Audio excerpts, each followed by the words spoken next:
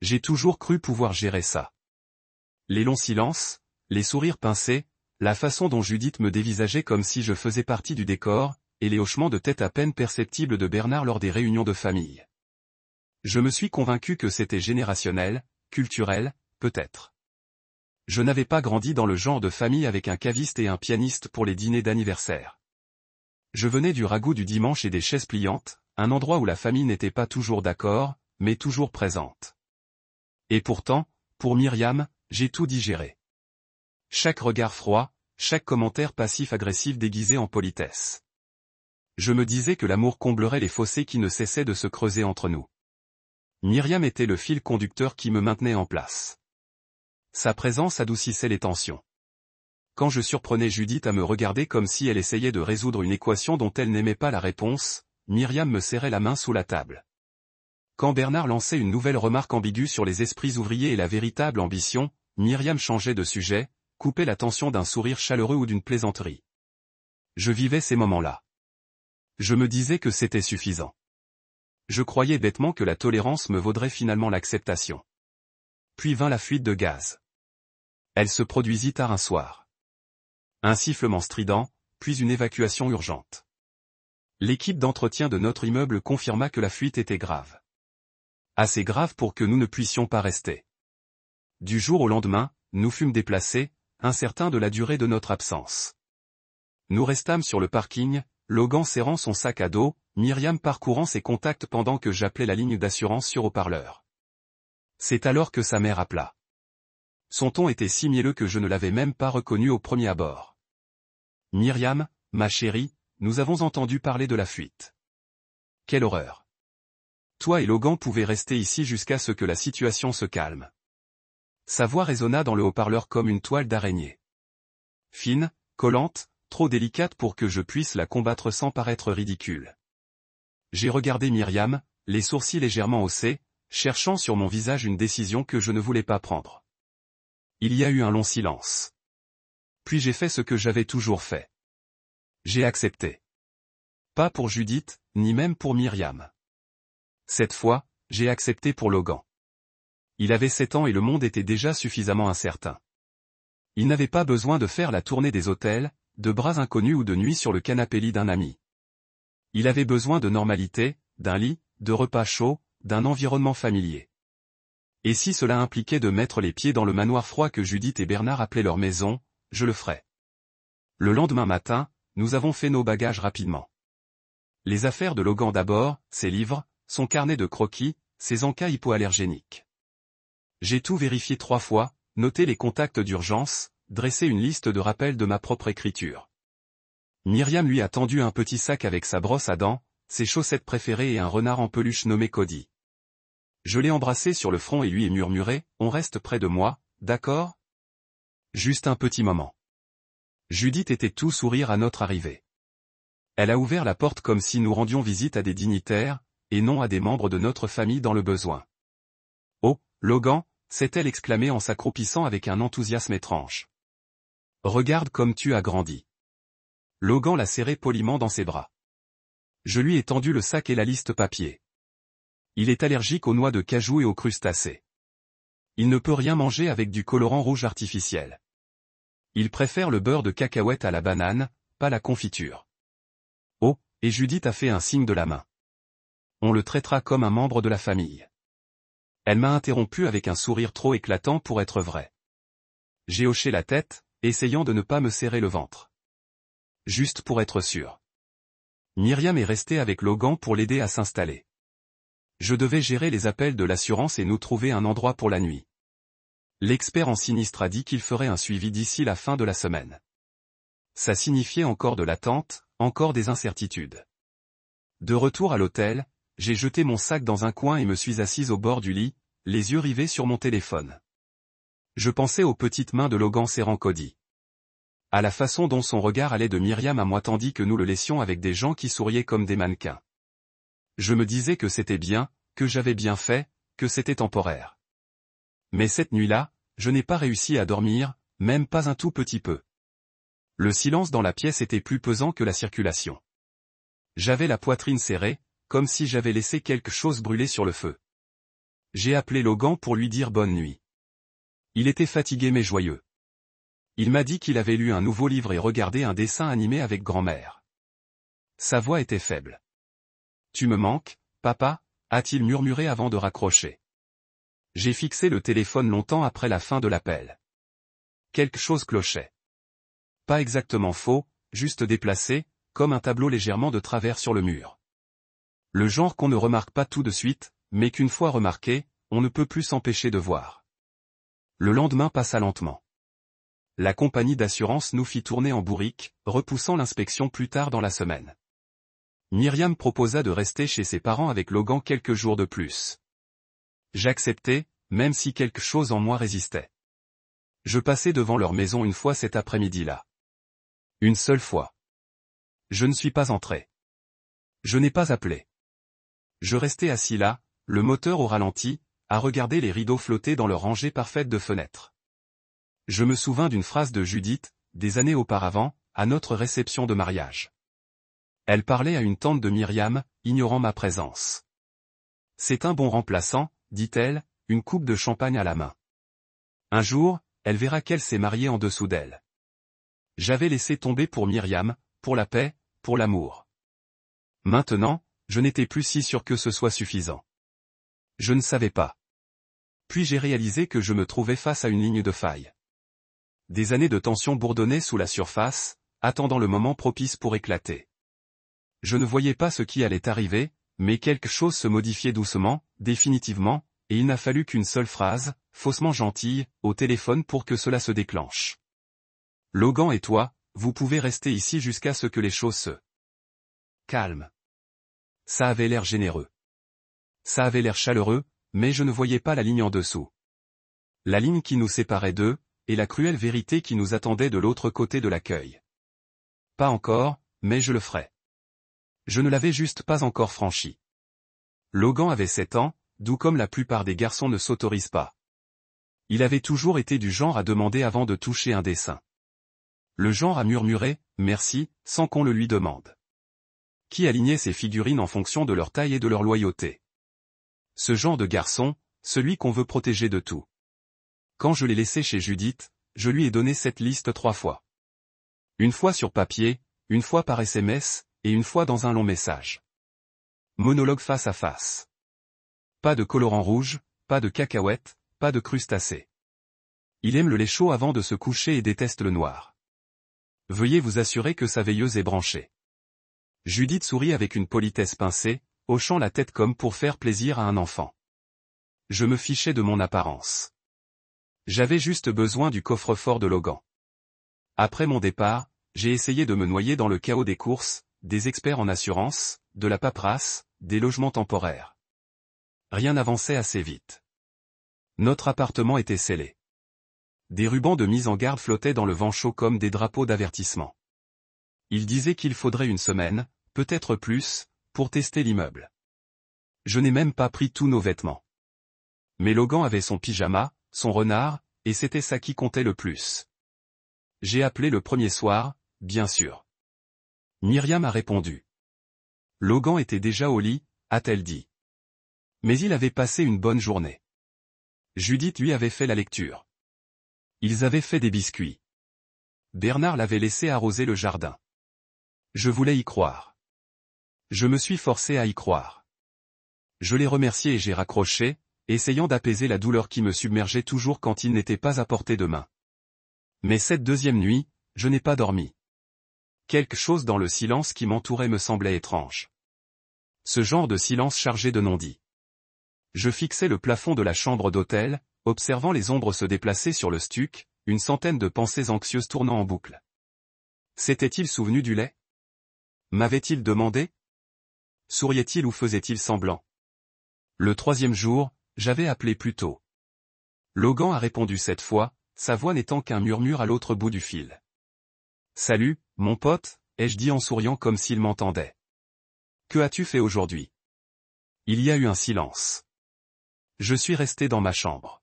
« Tu n'es pas allé au jardin, ni rien. » Non, dit grand-mère. C'était une journée d'adulte. J'ai digéré. « Que as-tu mangé aujourd'hui » ai-je demandé en essayant d'avoir l'air enjoué. Ils t'ont préparé quelque chose de bon? Un autre silence. Un long, cette fois. Juste des crackers, murmura-t-il. Mon estomac se serra. C'est tout. Ouais. Grand-mère a dit que les repas étaient pour la famille et que je venais juste en visite. Je ne savais pas quoi dire. Le monde a basculé un peu. J'ai entendu un bruit dans mes oreilles, comme un torrent d'eau. J'ai essayé de garder une voix calme. Elle a vraiment dit ça, mon pote? Il n'a pas répondu, il a juste expiré comme si la question l'avait épuisé. J'ai raccroché doucement, lui ai dit que je l'aimais, que je le reverrais bientôt. Puis je me suis assise au bord du lit d'hôtel et j'ai fixé le mur. La lampe à côté de moi brillait faiblement, mais je me sentais plongé dans l'obscurité. Le fait est que j'ai toujours su qu'il ne m'acceptait pas pleinement. Judith elle souriait avec ses lèvres, jamais avec ses yeux. Bernard me serra la main comme s'il tenait une serviette humide. Mais Logan était un enfant. Il n'avait rien fait pour mériter leur dédain. Il n'avait pas épousé leur fille. Il ne parlait pas à tort et ne remettait pas en cause leur tradition. Il vivait simplement avec son cœur tendre, ses chaussettes dépareillées et sa confiance fragile en le monde. Et il lui donnait des biscuits parce qu'il était juste en visite. Je me suis levé trop vite. J'avais la poitrine serrée. J'ai attrapé mes clés, sans même me changer. Mes chaussures étaient toujours délacées lorsque j'ai fourré mon portefeuille dans ma poche et claqué la porte de l'hôtel derrière moi. Le trajet jusqu'à leur maison s'est déroulé dans un brouillard de phares et de néons. Je ne me souviens ni des feux rouges ni des clignotants. Je me souviens juste d'avoir serré les roues si fort que mes articulations se sont élargies. Quand je me suis arrêté, la lumière du Porsche était toujours allumée. Ce sont de parfaites petites étaillées à la coloniale, des volets peints, tout est impeccable, comme si la cruauté ne pouvait vivre entre des murs aussi symétriques. Je me suis assise. Je suis resté un instant dans la voiture, juste le temps de reprendre mon souffle, puis je suis sorti. J'ai sonné une fois. Judith a répondu, vêtue de pantoufles de soie et d'un peignoir qui semblait coûter plus cher que mon loyer mensuel. Oh, a-t-elle dit en clignant des yeux. Tu es la tare. Où est Logan? Elle a incliné la tête. Il dort. Quoi? Je n'ai pas répondu. Je suis passé devant elle et suis entré dans la maison qui ne me semblait jamais être chez moi. L'air était chargé de cannelle et d'une odeur trop florale. J'ai traversé le couloir comme un homme possédé. Dans la chambre d'amis, je l'ai trouvé recroquevillé au bord du lit, serrant Cody fort contre lui, les couvertures à moitié relevées. Son visage était pâle. Ses yeux se sont ouverts quand j'ai touché son épaule et il a murmuré. Papa. Oui, ai-je dit en le prenant dans mes bras. Je suis là, il s'est fondu en moi comme s'il s'était retenu trop longtemps. Je me suis retourné et j'ai traversé la maison, Logan dans mes bras, passant devant Judith, figé dans le couloir, devant Bernard, qui a levé les yeux de la télévision avec l'expression d'un homme observant un léger désagrément se dérouler. Personne ne m'a arrêté. Personne ne s'est excusé. Personne n'a même demandé ce qui n'allait pas. Le seul bruit était le clic de la porte d'entrée se refermant derrière moi. Et d'un seul coup, la distance entre nous est devenue permanente. Dès que j'ai vu le visage de Logan lors de l'appel vidéo, mon cœur s'est serré. Ses yeux étaient vitreux, des cernes creusées dans ses joues sérieuses, et ses petits doigts jouaient avec le bord de sa couverture. Papa, dit-il d'une voix si douce que je l'ai presque manqué. Je ne mange encore que des crackers. J'ai senti une vague de froid me submerger. Un cœur de pitié, un peu de rage. Le mot, cracker, résonnait plus fort que n'importe quel cri que j'avais jamais entendu. J'ai dégluti difficilement, essayant de garder ma voix stable. Juste des crackers? Ai-je demandé d'un ton inégal. Il a hoché la tête. Grand-mère a dit, je ne suis pas de la famille, donc je ne peux pas manger en famille. Il n'a pas regardé la caméra, fixant simplement Cody, le renard en peluche que Myriam lui avait offert. Voilà. Quand quelque chose en moi a craqué. Non pas de colère ou d'accusation, mais du profond chagrin d'un père qui voit son fils mourir de faim pour un crime qu'il n'a pas commis. J'ai fermé les yeux une seconde et j'ai inspiré lentement.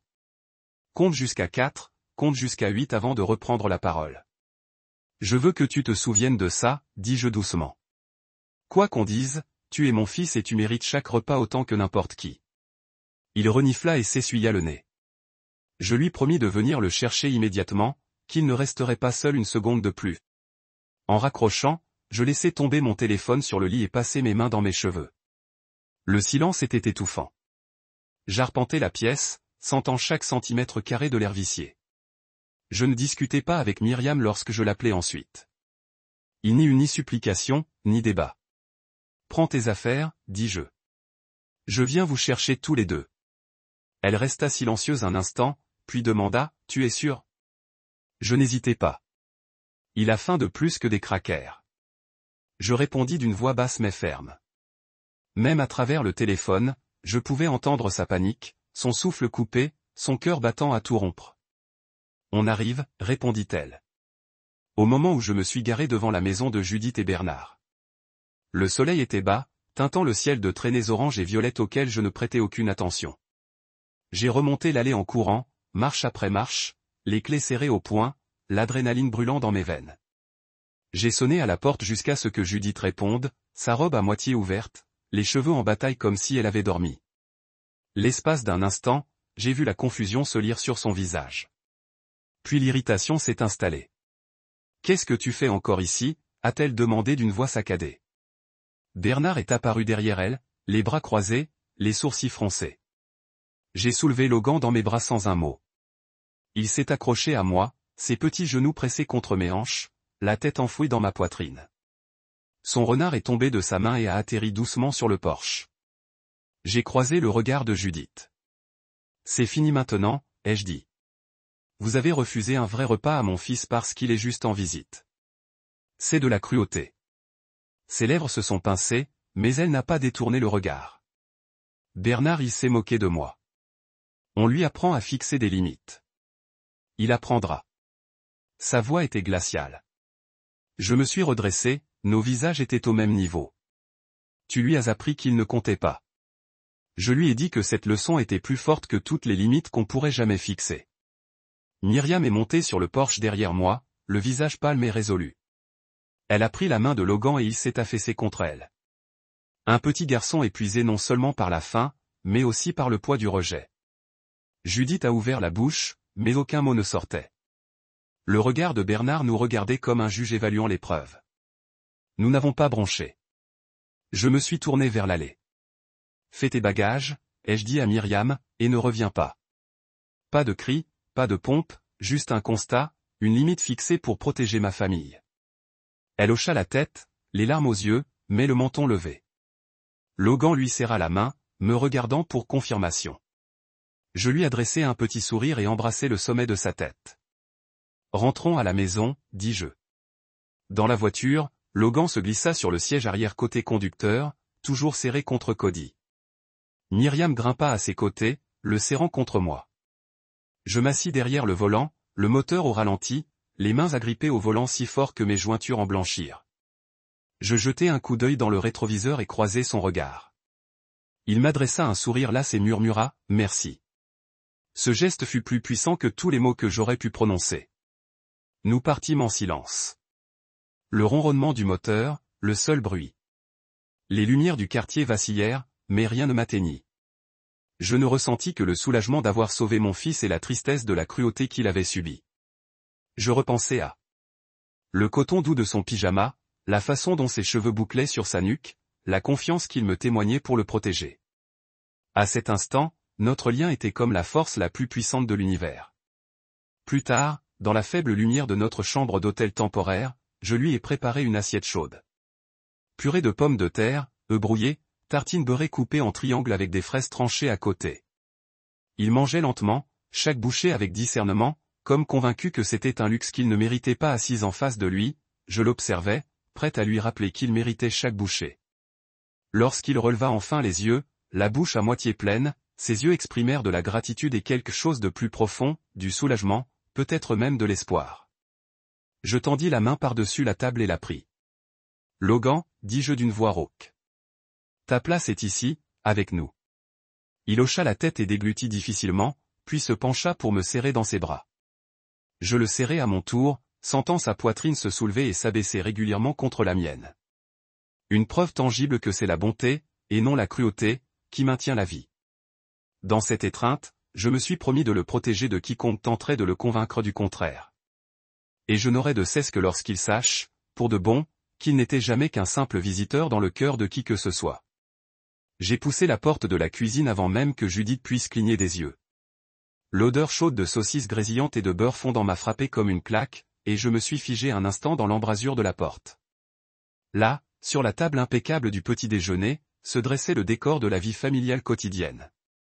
Seulement. Ce n'était pas la nôtre. Judith, impeccablement vêtue d'un chemisier en soie pastel, était assise, le dos droit, une main enroulée autour d'une tasse de café fumant. Bernard était assis en face d'elle, lisant le journal du matin comme si rien ne pouvait perturber sa routine parfaite. Devant moi, cependant, se trouvait un enfant qui n'aurait pas dû être là. Mon fils Logan, mal à l'aise, perché au bord de la chaise, l'assiette vide, la fourchette intacte. Ses yeux se sont écarquillés en me voyant. Un mélange de soulagement et de honte se lisait sur son visage. J'ai fait un pas en avant et j'ai fixé l'assiette vide. Où est sa nourriture? Ma voix était calme, mais avec une pointe d'ironie. Qui fit vaciller le sourire de Judith? Elle haussa un sourcil.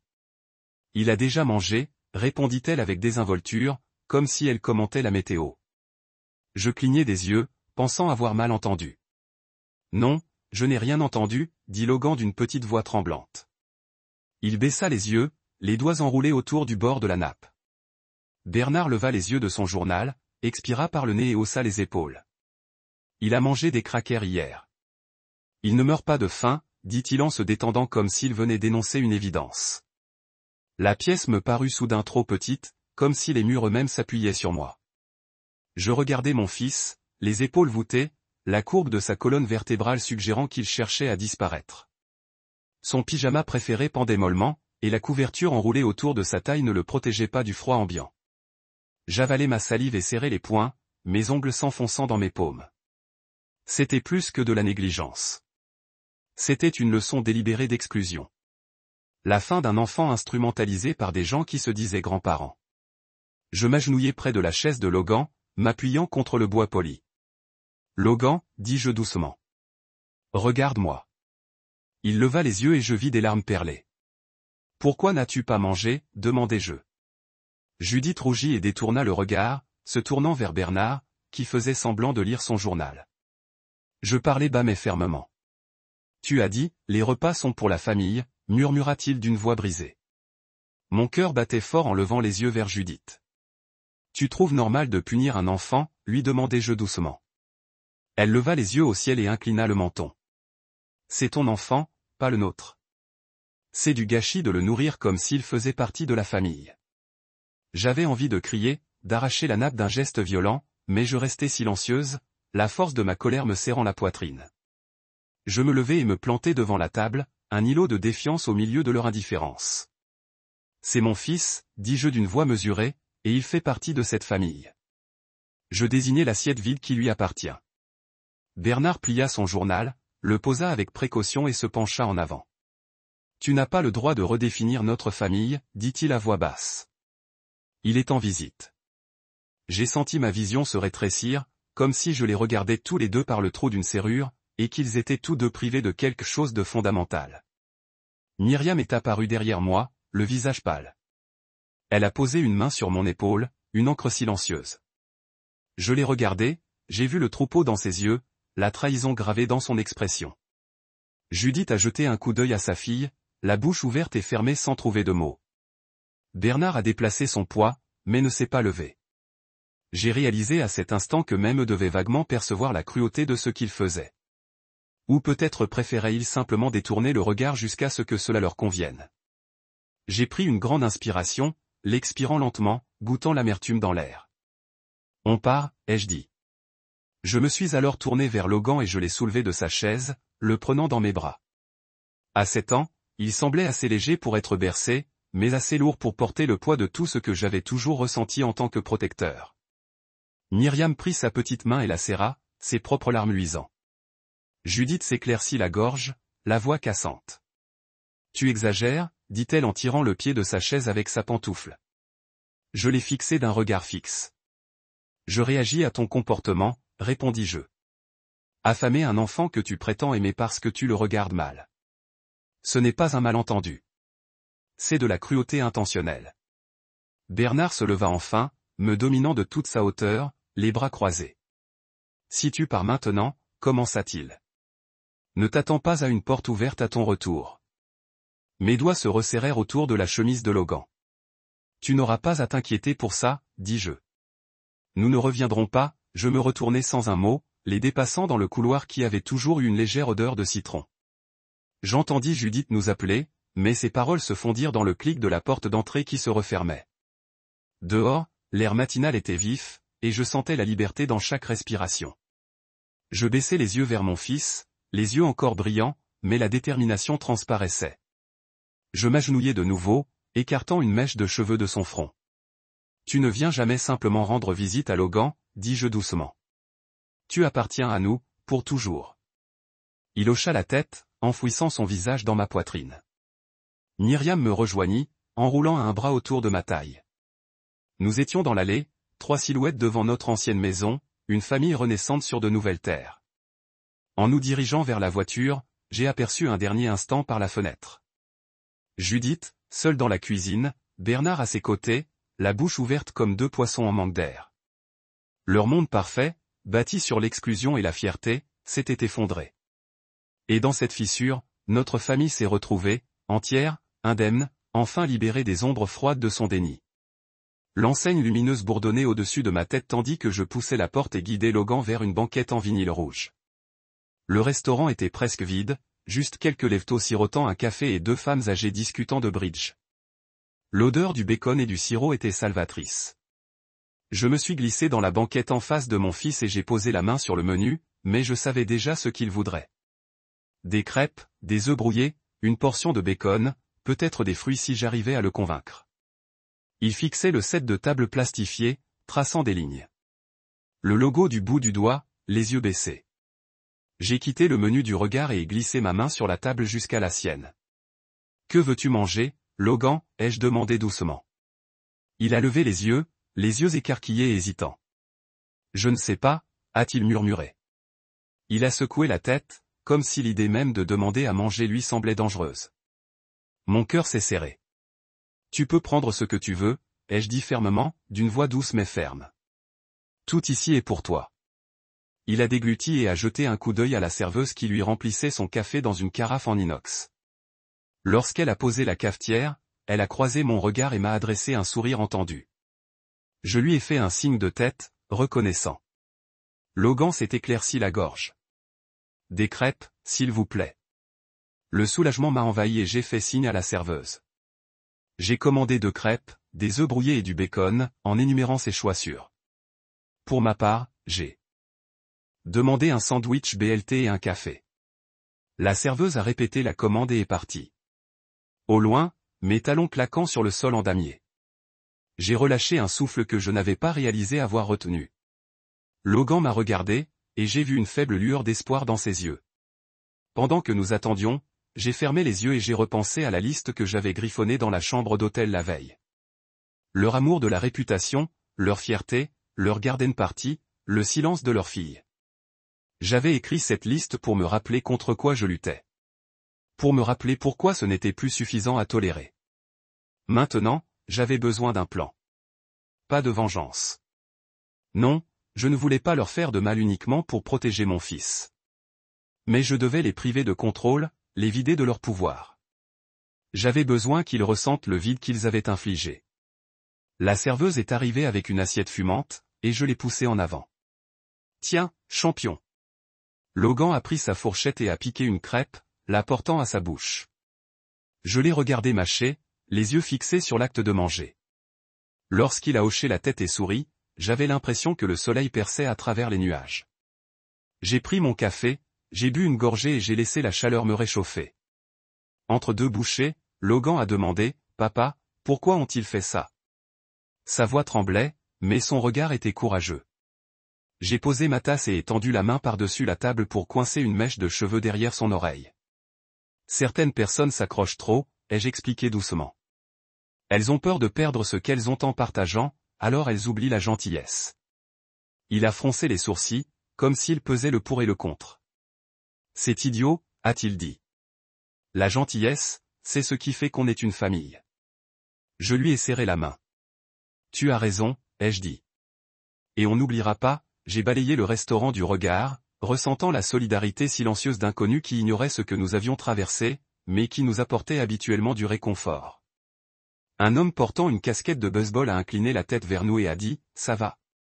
Je lui ai fait un signe de pouce. Il est retourné à son journal. Des petits gestes comme ça me l'a rappelé. La communauté pouvait être plus généreuse que le sang. Lorsque nos assiettes furent vidées que la serveuse apporta une part de tarte offerte par la maison, son cadeau, dit-elle, je sus que le moment était venu de prendre une décision. Je sortis mon carnet de la poche de ma veste et le tournai. J'écrivis 3 mots en gras. Fini le silence. En dessous, je commençai à énumérer des noms. Joy, Ray, Dana, des gens à qui je pouvais faire confiance. Je répandrai la vérité discrètement au début, puis je la laisserai s'exprimer. Leur réputation se briserait sous le poids de l'honnêteté. Je levai les yeux vers Logan, qui léchait de la crème fouettée sur ses doigts. Il sourit et dit, c'était délicieux. Je lui ébouriffai les cheveux. Je suis contente, répondis-je. Moi aussi.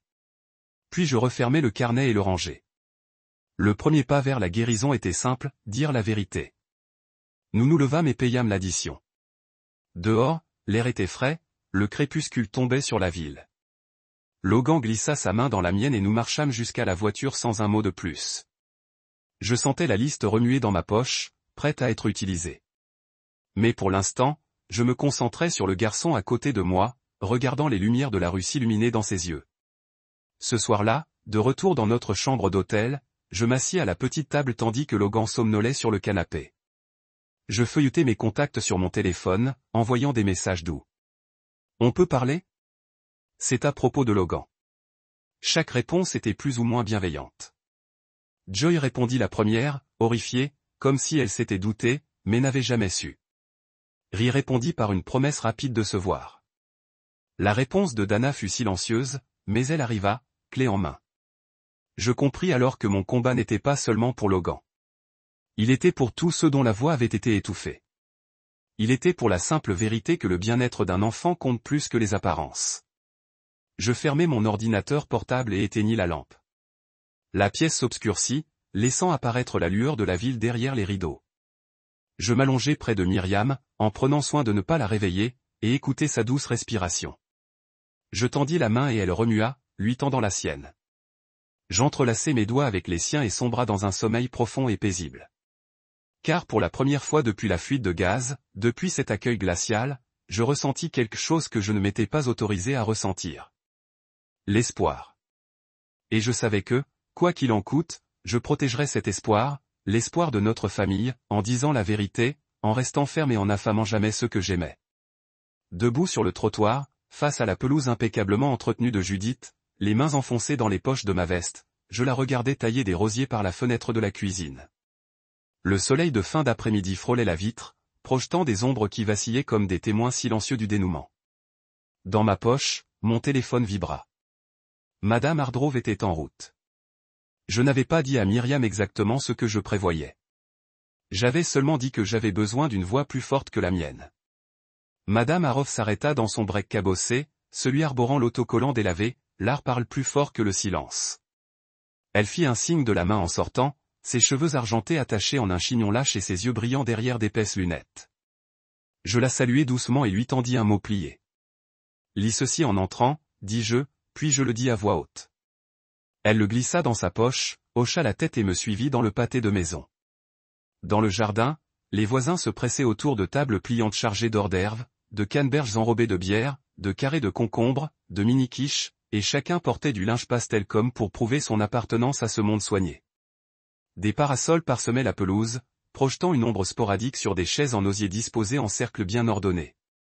Un quatuor à cordes jouait doucement près du treillis de rosiers blancs, et les flûtes de champagne trinquaient pour des toasts polis. Judith accueillait les invités avec une chaleur experte, son sourire n'atteignant jamais ses yeux. Bernard s'attardait à proximité, observant la scène comme s'il visitait une exposition de musée. Madame Hardrove s'avança sur l'herbe derrière un groupe d'invités, s'éclaircit la gorge et dit « Belle fête, Judith ». Sa voix portait aisément au-dessus des murmures de la foule. Mais je dois te demander, où est Logan ? Les têtes se tournèrent. Judith se raidit en disant bonjour, une paire de ciseaux à la main. Madame Hargrove, dit-elle d'une voix cassante. C'est un événement privé. Les invités s'agitèrent, mal à l'aise. Un silence retomba. Madame Hargrove hocha la tête. Privé, en effet, dit-elle. Je suis donc surprise qu'il n'y ait plus de place pour un enfant qui faisait autrefois partie de la famille. Elle fouilla dans sa poche et en sortit le mot. Le tenant, elle le lut à voix haute. Une vraie famille n'affame pas les enfants et ne les appelle pas des visiteurs. Son ton était calme, presque lyrique. Quelques invités haltèrent. D'autres échangèrent des regards. Le quatuor vacilla. Un violoniste marqua une pause au milieu de l'archet, les crins de son archet tremblant contre la corde. Judith haussa un sourcil. C'est impoli, dit-elle d'une voix tremblante malgré ses efforts pour garder son sang-froid. Vous allez devoir partir. Madame Hargrove plia le mot et le rangea. Je pense que vos invités méritent la vérité, répondit-elle. Ils méritent de savoir pourquoi un petit garçon n'est pas là à manger votre élégant dais. Bernard s'éclaircissant la gorge et s'approcha d'elle.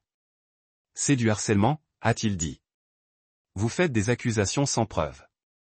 Madame Hargrove le regarda régulièrement. J'ai votre parole, Bernard, que vous ayez nié vos repas de petit-fils parce qu'ils n'étaient pas de la famille. J'ai des bouches qui l'ont entendu. Elle fit un geste vers un cercle de voisins qui traversèrent les bras et regardèrent en arrière. Un murmure a augmenté parmi les invités. Certains se sont déplacés dans leurs pantalons en lin. D'autres ont regardé leur montre. L'hôtesse avait perdu son public. C'était comme si le quatuor à cordes soigneusement réglé avait été débranché. Il y avait juste le flottement des oiseaux et le bourdonnement bas du scandale. Les joues de Judith rougissent. La mâchoire de Bernard se serra. Je me tenais au bord de la pelouse en regardant la scène se dérouler. Le nom de mon fils avait été parlé, et cet acte simple était plus fort que n'importe quel discours que je pouvais faire. L'un des voisins, une jeune mère qui avait toujours amené sa fille à la taquinerie estivale de Judith, s'est avancé. Est-ce vrai, elle a demandé. Voudriez-vous vraiment refuser de la nourriture à un peu garçon? La question résonnait sous la tonnelle. Judith ouvrit la bouche pour dévier, mais aucun mot n'est venu. Elle se dit si souvent qu'elle agissait pour préserver la tradition, mais le regard de cette femme, stable, sans club, lui a laissé une dérive. Un autre voisin, un enseignant à la retraite, a mis la main sur l'épaule de Madame Hargrove. Merci de nous l'avoir dit, a-t-elle dit. Nous nous assurons qu'il est invité la prochaine fois. Des halètements ont percuté la foule, puis quelques invités ont commencé à chuchoter entre eux. Le visage de Bernard pâleda en réalisant que les murs qu'il avait construits autour de sa réputation s'effondrent bien en vue. J'ai approché le rassemblement lentement, Myriam à mes côtés, Logan a glissé près de sa hanche. Il jeta un coup d'œil autour d'elle, les yeux écarquillés alors qu'il voyait la fête cassée. Les chaises autrefois silencieuses contenaient maintenant des visages curieux, des étrangers ont devenu des alliés. Je me suis agenouillé à côté de lui et j'ai embrassé son temple. C'est pour toi, murmurai-je. Il se pencha en moi, réconforté par la solidarité dans leurs yeux. Judith coulait sur le bord d'une chaise en osier, serrant ses gants. Bernard a plané près du bol de punch, évitant le contact visuel. Les invités se sont éloignés, formant des grappes qui ont exclu les hôtes. La musique s'est complètement arrêtée. Tout ce qui restait était le doux bruissement des feuilles et le poids de la vérité pendant sur la pelouse. Je me suis tenu et j'ai abordé la foule. Merci, dis-je. Vous venez de voir ce que la fierté d'une famille peut faire à un enfant, mais vous avez également montré ce que fait la compassion à une communauté. Je m'arrêtai, laissant les mots s'installer. Logan mérite une place à chaque table. Aucun enfant ne devrait jamais se demander s'il appartient. Quelques personnes ont hoché la tête, d'autres murmuraient un accord. Madame Hargrove m'a offert un petit sourire, ses yeux brillants de larmes non lasses. Une femme a récupéré sa fille dans une aire de jeu voisine et a placé une assiette de carrés de concombre entre les mains de Logan. Ici, dit-elle doucement. C'est pour vous. Il l'a accepté avec gratitude. Un autre invité lui a versé une tasse de jus de pomme. Il a pris une gorgée provisoire et a souri. La glace dans sa poitrine fonda un peu. Judith rose de façon instable. Je suis désolée, dit-elle, la voix mince. Je n'ai jamais voulu que cela arrive à cela. Bernard n'a pas parlé. Il a simplement déroulé sa veste et l'a drapée sur une chaise, un geste de reddition. Je n'ai pas célébré leur regret. Je l'ai seulement reconnu. Merci de vous excuser, j'ai dit. Mais ce qui compte maintenant, c'est comment nous allons de l'avant. J'ai regardé les voisins. Finissons la fête. Certains haussaient les épaules, certains hésitaient, mais un par un, ils sont retournés sur leurs chaises. La musique douce a repris, piano cette fois à partir du téléphone de quelqu'un. Les invités ont ramassé leurs flûtes et ont poursuivi leur conversation, maintenant sous la lueur vigilante de la responsabilité. En partant, les voisins ont fait un signe d'adieu, authentique et chaleureux qui résonnait de l'autre côté de la rue. Judith et Bernard se tenaient sur le porche, rétrécissant les cercles dans leur domaine autrefois grand. J'ai jeté un coup d'œil à la maison, puis à Logan, qui s'est niché plus près de moi. Le gala de l'arrière-cour ne se souviendrait pas pour les Aurures ou le Quatuor, mais pour le moment, une communauté a choisi un enfant par prétention. En fin de compte, ce choix a dit plus fort que n'importe quel mot. Et pour Logan, cela signifiait qu'il était entendu. Cela signifiait qu'il appartenait. Je me tenais sur le bord de leur allée, le téléphone pressé vers mon oreille, écoutant la voix de Judith craquement avec des larmes. « Pourquoi les gens s'éloignent-ils de nous ?» demanda-t-elle, la voix tremblant comme une feuille dans une tempête. Bernard planait silencieusement derrière elle, les épaules se courbèrent sous sa veste de costume comme si elle pesait une tonne. « Vous détruisez notre nom sur un malentendu ?» a-t-il dit catégoriquement, la messagerie vocale légère clignotant en rouge à chaque seconde de leur jeu. J'ai écouté sans interrompre, les laissant remplir le silence de leurs regrets et de leur confusion. Je n'ai pas crié des mots en colère ni exigeant des excuses. J'ai simplement attendu que leur voix se soit tombe et le bip m'a dit de raccrocher. Après avoir terminé l'appel, j'ai réalisé à quel point ils avaient facilité la valeur de mon fils pour acquis, seulement pour mendier leur propre réputation lorsque les conséquences sont venues. Cette réalisation s'est installée dans mon intestin comme le béton froid. Je me suis promené vers le coffre de ma voiture et je l'ai ouvert pour révéler une pile d'albums photos que j'avais commandés la veille. Les colis ont été enveloppés dans du papier brun et à égalité avec de la ficelle, chacun des souvenirs de famille étiquetés. J'ai soulevé le meilleur album, passant un doigt sur les lettres et goûtant l'ironie dans ma gorge. À l'intérieur du salon de notre appartement temporaire, Myriam était assise à la table à manger, ses mains reposant en haut du bois poli. Logan a joué tranquillement avec son renard à côté d'elle. J'ai placé l'album devant elle et je me suis assis, laissant tomber les papiers de ma main avec un coup doux.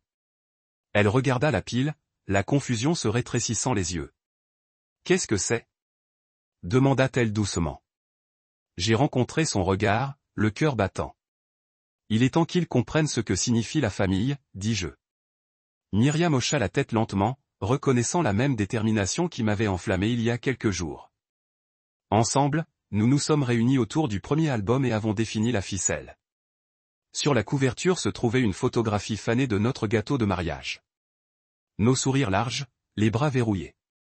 Je me suis ouvert à la première page. Image de bébé Logan sur ma poitrine. Chaque photographie capturant des moments Judith et Bernard n'avait jamais pris la peine de partager parce que les visiteurs ne faisaient pas partie de la célébration. Chaque image était minutieusement recadrée pour les retirer. Je feuille par page après page. Fête d'anniversaire, vacances en famille, dîner de vacances, photos de Myriam et moi avec Logan riant, étreignant, grandissant. Derrière chaque image, j'ai laissé une marge blanche vierge où les grands-parents se trouvaient autrefois dans chaque mémoire encadrée. Les yeux Myriam brillaient en réalisant.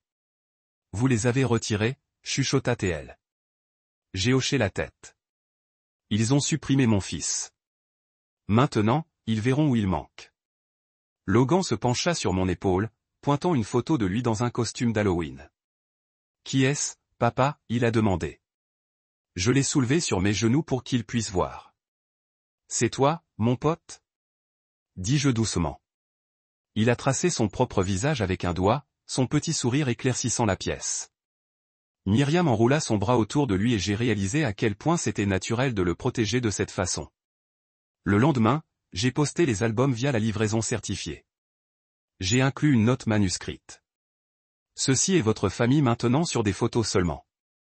Vous avez fait sentir mon fils comme un visiteur. Maintenant, vous êtes étranger. Je n'ai pas juré ni exigeant des explications. J'ai simplement documenté la vérité et je l'ai laissé parler pour elle-même. Le facteur a quitté les colis à leur porte, et j'ai regardé depuis ma voiture alors que Judith regardait hors de la fenêtre de Curren, les doigts se courbant autour du tissu. Elle tira sur la doublure d'occasion, essayant de bloquer le soleil, comme si la lumière elle-même exposait sa culpabilité. Plus tard dans l'après-midi, l'appel de Dana est passé. Elle semblait secouée, son ton professionnel remplacé par une préoccupation brute. « Je suis allée visiter », a-t-elle dit, voice hollow. La cour est morte. Les fleurs que nous avons plantées sont fanées. Ils n'ouvriront pas les rideaux. C'est comme s'ils vivaient dans des cellules en verre. J'ai imaginé leur maison, le jardin autrefois animé maintenant un cimetière de pétales séchés. Les fenêtres sont des yeux sombres fermés contre le monde.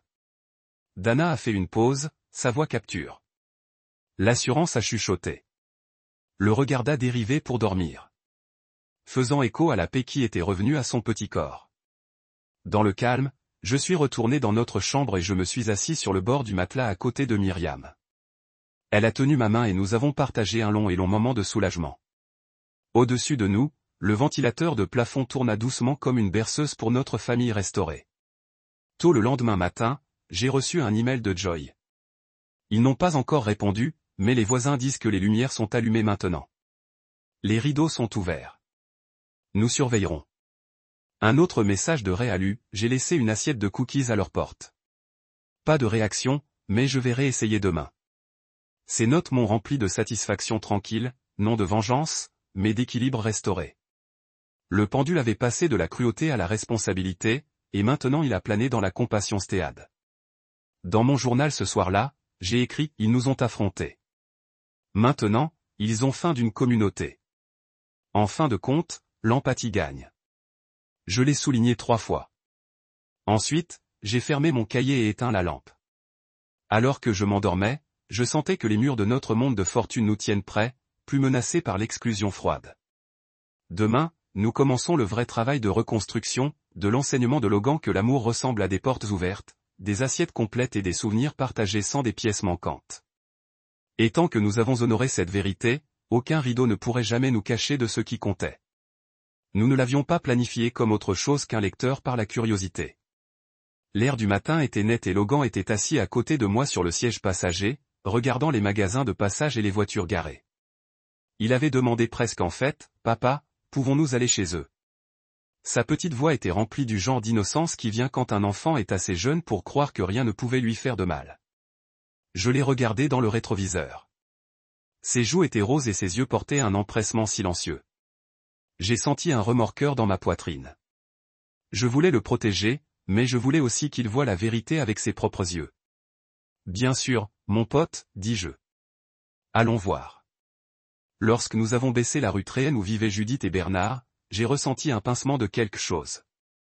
Pas de culpabilité exactement, mais le poids de l'histoire. Nous en avions tout enlevé. Leur dignité, leur réputation entre amis, leurs sourires assurés dans le miroir. Maintenant, nous n'étions que des observateurs.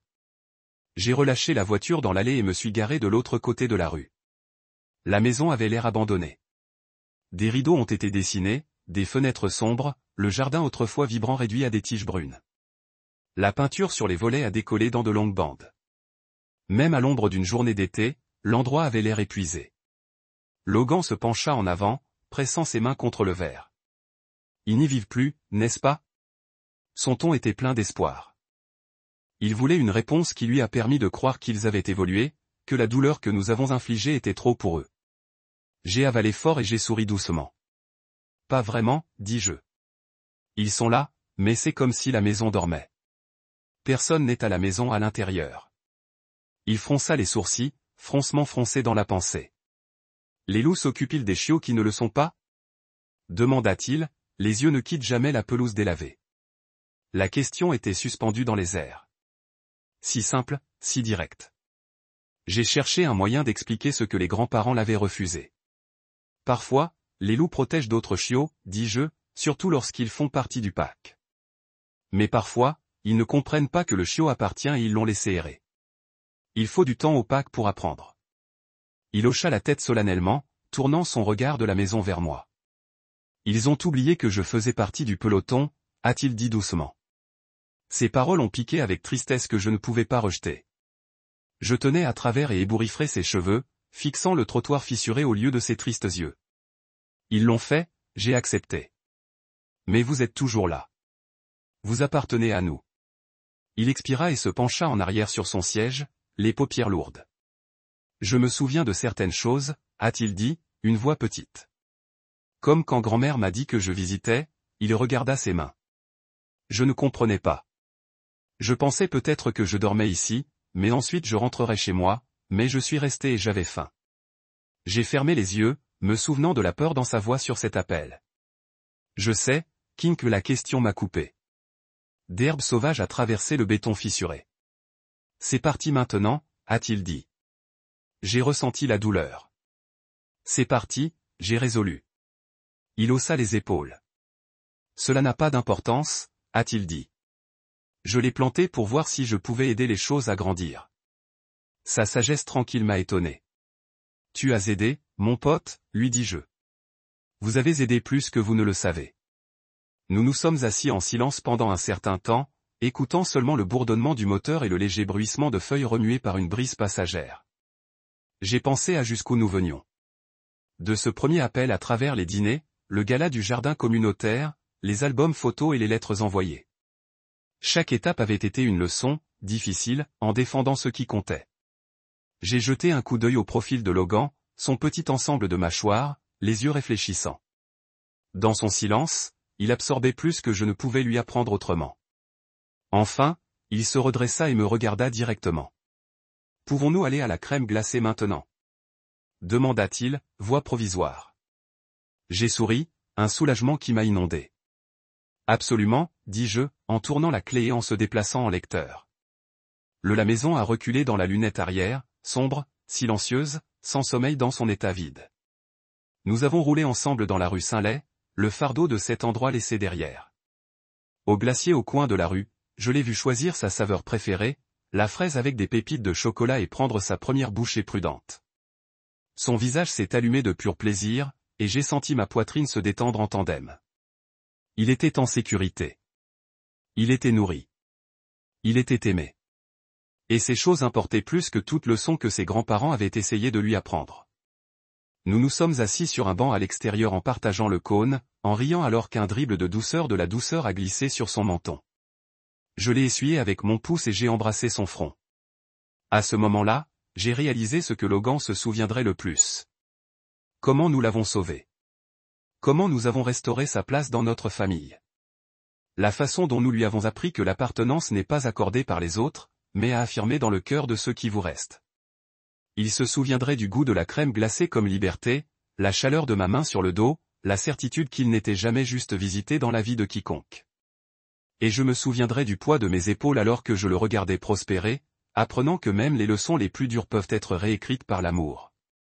Nous nous sommes assis dans la voiture, le moteur silencieux, alors que le soleil plongeait derrière l'horizon dans des stries de rose et d'or. Logan pencha la tête contre mon bras, les yeux lourds mais brillants de contentement. Il regarda le monde au-delà où les enfants se poursuivaient sur les trottoirs et les voisins ont agité de leurs Porsche. Pendant un moment, je me laisse savourer l'immobilité, le calme exquis qui a suivi notre tempête de conflit. Personne ne remettrait en question sa place ici. Personne ne lui refuserait à nouveau un abri ou des repas. C'était son monde, sa maison. Monsieur Logan, chuchotai-je, brossant une mèche de cheveux de son front. Comment vous sentez-vous ? Ses lèvres se courbèrent en un sourire endormi. Je n'ai plus faim, murmura-t-il, une voix épaisse de soulagement. Il ferma les yeux comme s'il dérivait vers le sommeil, et j'ai embrassé le haut de sa tête. Je ne suis pas non plus, je admis doucement, mon cœur plein. Derrière nous, le monde est parti. Des cornes éloignées, des voisins appelant de bonne nuit, le silence des soirées s'installant autour de nous comme une couverture. Myriam s'assit à côté de moi, sa main reposant sur mon genou, et j'ai regardé le voyage. De négligence, brick by honest brick. Mon objectif était ici dans la chaleur à côté de moi dans le garçon endormi contre mon bras. Quand nous sommes arrivés, j'ai transporté Logan à l'intérieur, le berçant comme un trésor. La lumière du couloir était atténuée, jetant des ombres familières sur les murs.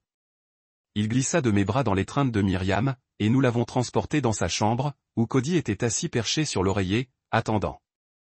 Logan tendit les bras, serrant son fox tight, et laissa Myriam le rentrer sous la couverture de la toison douce. J'ai ajusté la veilleuse juste au-dessus de sa commode, illuminant son espace dans une douce lueur. Bonne nuit, mon pote, dis-je, pressant mes lèvres sur son front. Il marmonna quelque chose comme « je t'aime » et dérivé complètement dans le sommeil. Je me tournai pour partir, mais je me suis arrêté à la porte.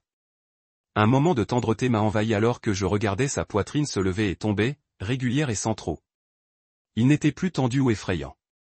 N'attend plus la permission de manger ou d'appartenir. Il était tout simplement lui-même, en sécurité et entier. Je me suis glissé dans le salon où Myriam avait allumé une seule bougie sur la table basse.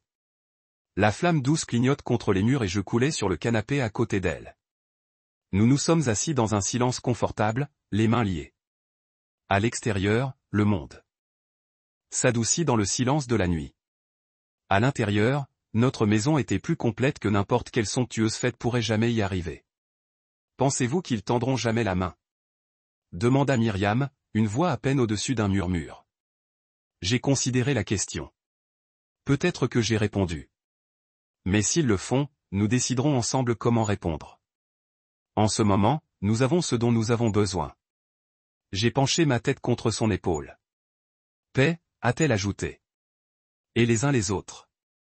Nous nous sommes assis de cette façon pendant un long moment, laissant le calme nous se laver.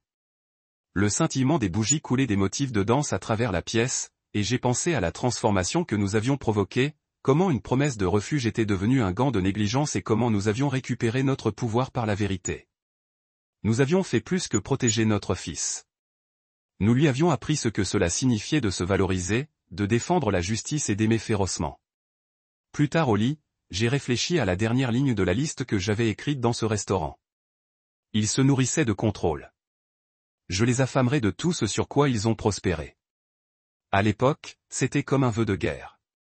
Maintenant, je l'ai vu comme un témoignage de la résilience. Ce n'était pas de la cruauté que nous avons recherché.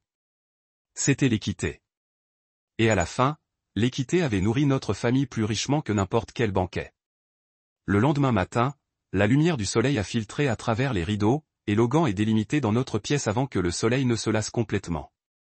Il s'est jeté sur le lit entre nous, les bras larges. « Pouvons-nous faire des crêpes ?» demanda-t-il, les yeux brillants d'excitation. Je me suis assis, en riant de son enthousiasme. « Absolument, dis-je, balançant mes jambes sur le côté du lit. Myriam est sortie à côté de moi. Ensemble, nous l'avons suivi jusqu'à la cuisine où il a sauté sur le comptoir, rebondissant sur ses orteils pour regarder les armoires. Alors que je mélangeais la pâte et que Myriam préparait le fruit, Logan a aidé, craquant les œufs dans un bol avec une précision inattendue. J'ai pensé au craquelin forcé et au silence froid. Et puis j'ai regardé ce moment. Trois d'entre nous dans une cuisine brillante, le grésillement du beurre dans la poêle, l'odeur de vanille qui a roulé. La grandeur a volé mon souffle. C'était ce que voulait vraiment dire. Rire, meudeur partagée, chaleur, abondance d'amour. Lorsque les crêpes étaient prêtes, nous nous sommes assis autour de la table, des assiettes empilées avec des rondes d'or et des baies colorées. Logan a creusé, du sirop coulant sur son menton. Myriam a versé du café pour moi et du lait pour lui. Je les ai regardés tous les deux, reconnaissants au-delà de toute mesure. Le soleil se leva plus haut, remplissant la pièce de lumière. C'était une matinée simple, mais elle tenait tout ce dont nous avions besoin. Nous avons mangé ensemble. Les bords de la douleur d'hier s'adoucissent par la joie d'aujourd'hui. J'ai alors réalisé que la justice n'a pas besoin d'être sévère. Il peut être doux, régulier, une récupération de l'espace et de la dignité. Nous avions fermé la porte sur la cruauté, mais nous avions ouvert 1000 portes de possibilités. Le monde de Logan était maintenant plein de nourriture et de famille, de vérité et d'amour. Et tant que nous avons gardé cette porte ouverte, nous aurions toujours plus cassé. Je me réveille avant l'aube. La lumière gris pâle de la peinture tôt le matin sur les ombres douces sur ma chambre. Mon œil gauche voit le monde avec une nouvelle clarté. La légère brume qui s'attardait autrefois maintenant un peu plus qu'un souvenir. Je sors du lit tranquillement, faisant attention de ne pas déranger le doux silence de l'appartement et tape sur le plancher de bois franc jusqu'à la fenêtre. En tirant le rideau, je regarde le soleil crête de l'horizon, ses rayons dorés glissant sur les toits et les branches d'arbres comme la promesse d'un nouveau départ. Pendant un instant, je reste là à respirer dans l'air frais, reconnaissant pour chaque photon que mon œil résilie capture. Dans la cuisine, je prépare du café, me mets en train de rituel. Alors que l'arôme tourbillonne, je regarde les documents encadrés sur le mur. La lettre des administrateurs de fiducie confirmant la redirection permanente des fonds, le certificat d'achèvement de ma thérapie de réadaptation post-op et une note manuscrite de l'un des bénéficiaires de subvention de mon fonds de soutien. Chacun raconte une histoire de lutte et de triomphe, la preuve que l'adversité peut être transformée en but. Je verse le café dans ma tasse préférée, traçant sa poignée avec mon pouce alors que je prends cette première gorgée réconfortante. Plus tard, je me dirige vers le bureau que j'ai loué près du cœur de la ville. C'est un petit espace de 2 pièces enduit de neutre chaud avec une grande fenêtre donnant sur une avenue animée. C'est là que les opérations de fonds de soutien sont gérées, et cela ressemble à un sol sacré. Maintenant, en déverrouillant la porte, je découvre une pile de cartes de remerciements bordées d'enveloppes et de courriels d'hommes dont les besoins médicaux ont été satisfaits à cause du fonds. Il y a une note de tare, un vétéran dont la chirurgie de l'implant de lentilles a été retardée pour le manque de couverture d'assurance. De Raoul, dont la chirurgie du dos a été reportée lorsque son employeur a nié congé. D'Owen, qui a presque perdu la main à l'infection avant de recevoir un micro-rang. Je m'assois à mon bureau, ouvrant soigneusement chaque enveloppe, lisant leurs paroles de gratitude, le scintillement de l'espoir qu'ils décrivent. Ma poitrine se resserre avec émotion. Je n'aurais jamais imaginé que mon combat se renversait pour changer autant de vies. Mid-morning apporte ma première rencontre de la journée. Une conférence téléphonique avec un organisme régional à but non lucratif de santé intéressé par le partenariat pour étendre notre portée. Je m'installe dans ma chaise, ajustant ma webcam pour que les 2 yeux soient visibles. Lorsque l'appel se connecte, je suis accueilli par des voix impatientes et le bourdonnement de possibilités. Nous discutons des événements de collecte de fonds conjoints, des programmes de bénévolat et de la sensibilisation éducative sur le bilan émotionnel de la négligence médicale.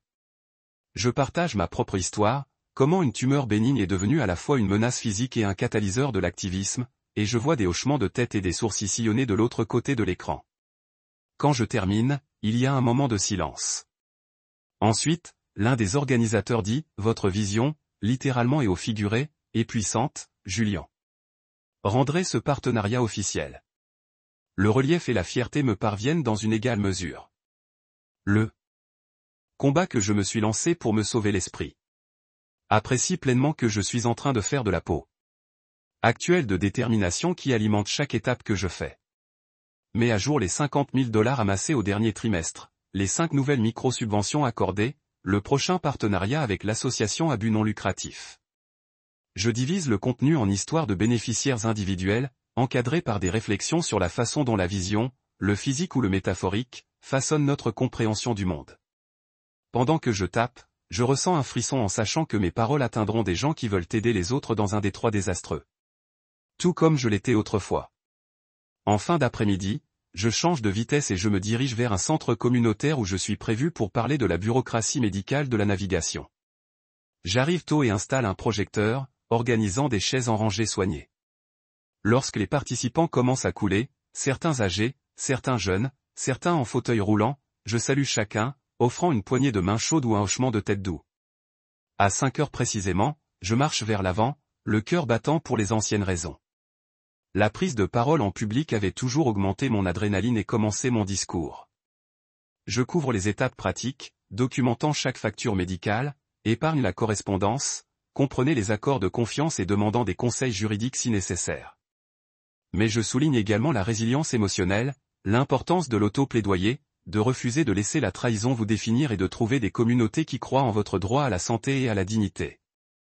La pièce se calme alors que je raconte le tournant lorsque je me tenais dans la salle d'attente du docteur Patel, en lambeaux par la peur, mais non en bas de la connaissance que j'avais gagnée en arrière par pure volonté. Quand je termine, le public éclate par applaudissements et des dizaines pour partager leurs propres histoires ou demander des conseils. J'écoute attentivement, offrant des conseils, en prenant des notes pour suivre individuellement. Chaque conversation me rappelle que l'action collective peut déplacer l'équilibre des pouvoirs. Que ce qui a commencé comme le combat d'un homme pour son œil est devenu un mouvement pour un traitement équitable. De retour à la maison ce soir-là, je m'assois sur mon balcon, en regardant les lumières de la ville scintiller comme des constellations. Je ressens le forêt constant de la vie ci-dessous. Chaque lumière une histoire, un rêve, une lutte. Je pense à Mara et à sa famille, comment ils ont joué avec ma vision et ont perdu plus qu'ils ne l'imaginaient. Mais je ne m'attarde pas sur le ressentiment. Au lieu de cela, je me concentre sur le chemin à venir. Demain, je vais passer en revue de nouvelles demandes de subventions et élaborer une stratégie de notre prochaine campagne de collecte de fonds. Dans les jours qui ont suivi, je consulterai l'équipe du Dr Helm lors de mes derniers examens de vision. Et au-delà, je continuerai à étendre la portée des fonds de soutien, en veillant à ce que personne ne pleure d'aide sans réponse. Alors que je regarde la nuit, je me rends compte que la vue longue s'étend bien au-delà de l'horizon. Il englobe chaque vie sauvée, chaque barrière brisée, chaque histoire réécrite. Ma vue est plus qu'un cadeau restauré. C'est une balise pour ceux qui naviguent dans leur propre obscurité. Et avec cette clarté qui me guide, je sais que je continuerai à voir le monde non seulement tel quel, mais comme cela pourrait être.